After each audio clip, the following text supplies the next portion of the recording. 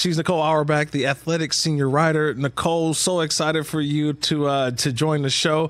What is the atmosphere like in Albany? We're talking Albany, New York is like the center of the basketball world tonight at 7 p.m. Eastern time. What's the temperature down there? Well, it has been gearing up for this. I mean, like the whole time, ever since the bracket dropped, people were hoping that we'd get this Elite Eight matchup with Iowa and LSU. And I've got to tell you, there's a ton of Iowa fans here. They travel anywhere and all over the country. LSU's got a bunch of loud fans as well. Should be an awesome environment. We've had pretty much sellout crowds for every session. But certainly Iowa will be here. They'll be loud and they'll be angry. I mean, they're the ones that came out on the losing end last year. But this is the matchup that we were hoping we would get to see. I wasn't sure we'd get there because both those teams had some shaky moments in the first weekend. But it's going to be awesome. And I mean, it really needs no introduction. We all learned a lot about these teams, their stars, the trash talk, everything a year ago. And here it is for another trip to a Final Four. No, that's what you said it right there, Nicole. We learned about this, I guess, rivalry last year because we saw it play out on the national championship game. And I think that when you talk about college basketball, one of the biggest rivalries always Duke, North Carolina. That's probably the one that we know because there's a sort of a bad blood, the hated rivalry because they're so close to each other in proximity. But because it's LSU, because it's Iowa and how things went down in the national championship, we've kind of waited all season long for hopefully the rematch. Now, we thought it would maybe be in the Final Four, even a national championship game again. But this is it true bad blood between the two? Like, what kind of game do you expect between two teams that finished up last year in a national championship game?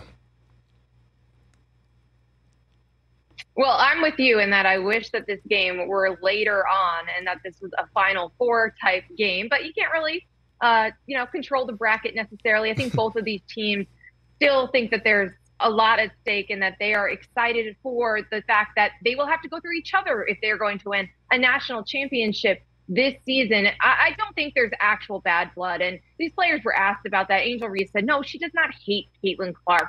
But when she is on the court and she's got competitors on the other side, she is going to talk trash. And then she's going to be friends with these players when they're off the court. And so I think there's just a lot of mutual respect between the stars in this game. They've spent a lot of time around and against each other over the course of their careers. I think that these fan bases have been gearing up a year for this potential rematch, and they don't like each other. But what's going to be really interesting is what's different from last year. Obviously, these are different rosters, different strengths and weaknesses. But it's really, to me, going to come down to how this game is officiated in the paint, because that's where Angel Reese does her work. That's where LSU has the advantage. And it's going to be really interesting because I think that's where the game will be won or lost. Interesting you say that, Nicole, because I want to shift gears just a little bit. You mentioned the paint. A guy who's been dominating the paint in the men's game. He's now everyone's, I guess, new favorite basketball player. I know he's mine for sure. But even Nikola Jokic of the Denver Nuggets late to a podium because he was watching DJ Burns of North Carolina State. This is what I love about not just a transfer portal, but also about March Madness. It's stories like DJ Burns, who's really taken over America over the last couple weekends with obviously his size, but charisma, his smile, just the way that he has so much fun. I love that they're in the Final Four and that he's now sort of the guy I'm looking at to hopefully go out and continue some more success for North Carolina State.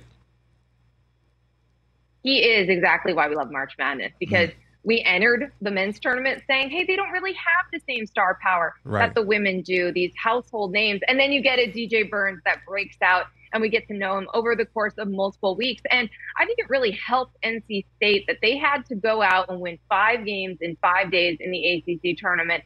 I'm sure they would have preferred not to do that and to comfortably make the field another way. But it gave all of us a chance to get to know this team and fall for them and DJ Burns in the lead up to the actual NCAA tournament. I mean, we saw those crowds. We've heard those crowds, the way they cheer when he gets the ball, because you don't always see teams playing with this style, playing through a big man like that. And then, as you mentioned, the charisma, the dancing, the joy that you see out of him during these games. How do you not love this guy? I mean, I was thinking about this last night. I think he is not going to ever have to buy another drink in the state of North Carolina. But don't we think he's made so many fans so many other places that like he could go to Chicago where I live, people buy him a drink. I mean, he's just such a delight, and he is exactly what we love about this tournament. Yeah, and I think also you said it best too. He's got everyone's eyeballs right now to a point where if he puts his name in the NFL draft, he could possibly be drafted at the end of this month. Some team is like, that athleticism, that charisma, we can use him somewhere. Tight end, outside, defensive line, something. He's showing off that kind of athleticism right now. I mean, honestly, Nicole, that's where players like that, you start to say, wow, I didn't know. I was not familiar with his game. But kind of, and you college, I mean, you follow college sports. And obviously the transfer portal is always topic of discussion, or NIL. And yet we always talk about some of the things that go wrong.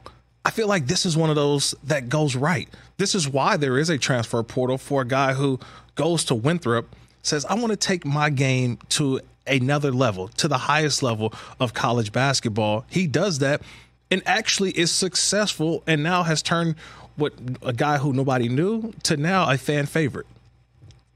Yeah, exactly. And I do think we dwell a lot on the negatives. I do think there's less of a stigma around actually transferring than there used to be even 8 years ago. But this is why it exists. This is why, players make moves. It's like when, professionals in their job, you get promoted and you get a new job. And there is that upward movement. There's also downward movement when a guy's maybe sitting on the bench at a Power 5 program and he wants to go down a level and play more at a mid-major.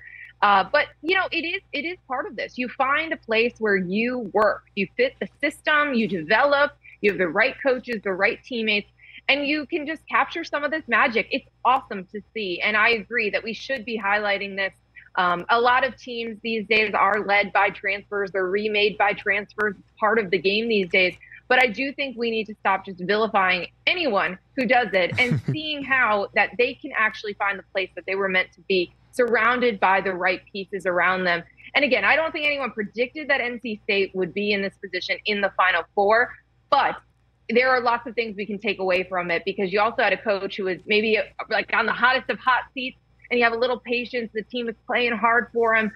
It's magic in a bottle for sure, but I do think that there's certain parts about this team and this run that really resonate in this particular era of college sports, where it's so much about instant gratification and instant success. And this team defies a lot of that with the way that they've been built, and this run in particular.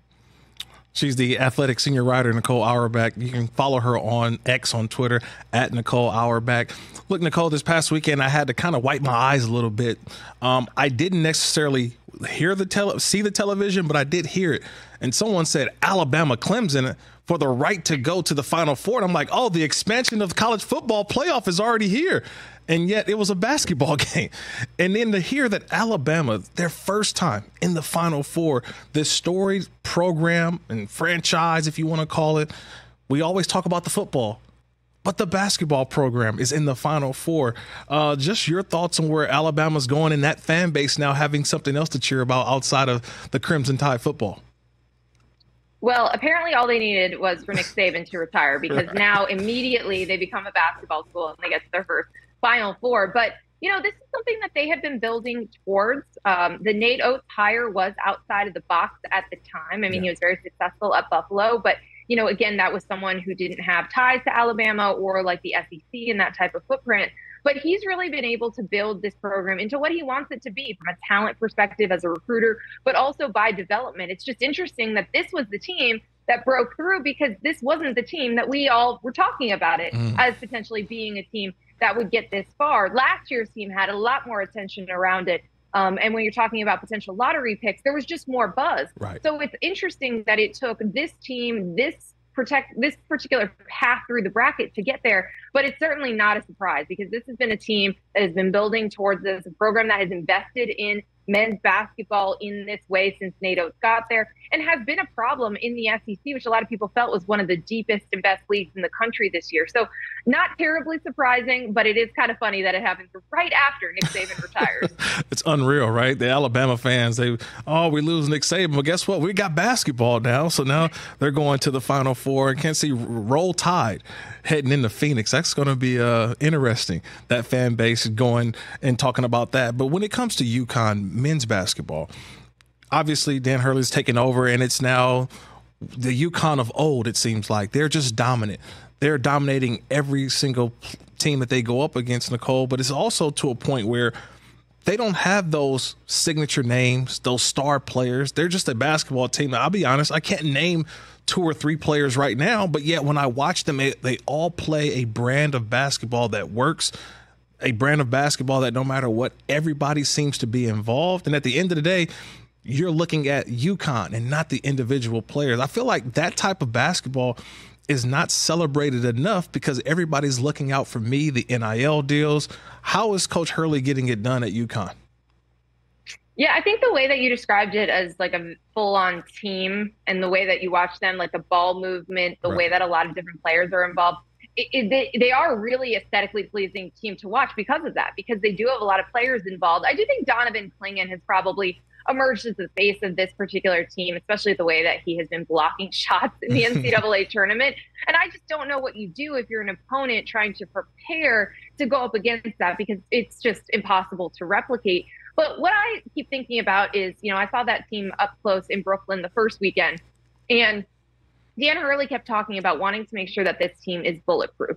And what he means by that is that they could have an off day shooting from the perimeter, or one player could maybe not have a good day or foul trouble, whatever it is, but that they could survive it. And that has shown, because they've had these moments. I mean, I covered a game when they were playing Northwestern. They shot 13% from 3 and they still won comfortably. They still had those stretches in the second weekend as well, where they weren't shooting the ball that well, but the defense is so good. It's so elite. They can block shots. They're so aggressive. They got a 3-headed monster in terms of scoring on most nights. And so they are bulletproof. And then it just makes it look so easy for this team, because even their weaknesses are covered up and addressed by other parts of their game. So it's really hard for me to imagine that anyone's going to be able to beat this UConn team. And Dan Hurley is so hard on them, despite the fact that they win so many games by double figures. And I think that's exactly the mentality you have to have when you're trying to repeat. Things are going well. You are winning games handily. If he's nitpicking you, you are going to continue to get better and keep winning. Yeah, you keep winning, and then you find a way to just create dynasties, and that's what they're trying to create. Very similar to what UConn basketball was in the early 2000s, late 90s, and then even the women's basketball team have an opportunity to join North Carolina State as having both the men's and the women's teams in the Final Four. At Nicole Auerbach on X, on Twitter, Nicole Auerbach, the Athletic senior writer. Just a couple more minutes with you here, because I get so much information just from following you, and the information that sort of, I guess, kind of made me laugh over the weekend is that when you think about just college basketball, right, we always focus on the players, but then you have some of these coaches, and then you have some of the coaches, but then you also have some of the players. And I'm thinking about the program in Purdue, because it kind of, you brought it up to my attention, is that Purdue, good and bad. Good thing, they made it to the Final Four. They kind of got it over the hump. They've been one of these top seeds for so many years. But yet the bad thing is that they still could be bounced in the Final Four by a double-digit seed. It's like the good versus the bad. They have an opportunity to lose again to a double-digit seed where they shouldn't. How do we view Purdue? Is it winner or it's not a success? How do we view this Purdue basketball team?